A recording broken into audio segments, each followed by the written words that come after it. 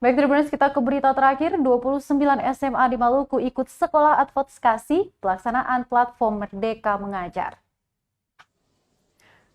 Sebanyak 29 SMA di Maluku yang merupakan sekolah penggerak mengikuti advokasi pelaksanaan platform Merdeka Belajar.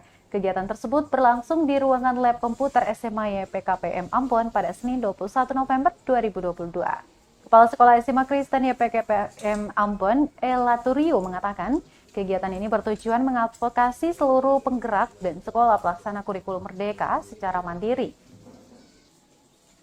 Cecep Sutia, pengawas Jawa Barat Mariana Guru SMA 10 Bekasi, dan Panji Kusuma, staf Dir PSMA Pokja Transformasi Pendidikan, hadir untuk memberikan materi penguatan komunitas belajar.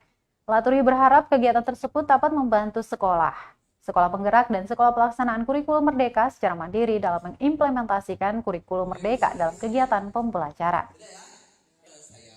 Sesi kedua nanti dengan Ibu Mariana terkait dengan pemanfaatan platform Merdeka Mengajar dalam rangka mendukung implementasi kurikulum Merdeka. Bapak Ibu, yang pertama itu nanti kita akan belajar bagaimana sih tantangan kualitas belajar dan mengajar di Indonesia, lalu bagaimana transformasi pendidikan yang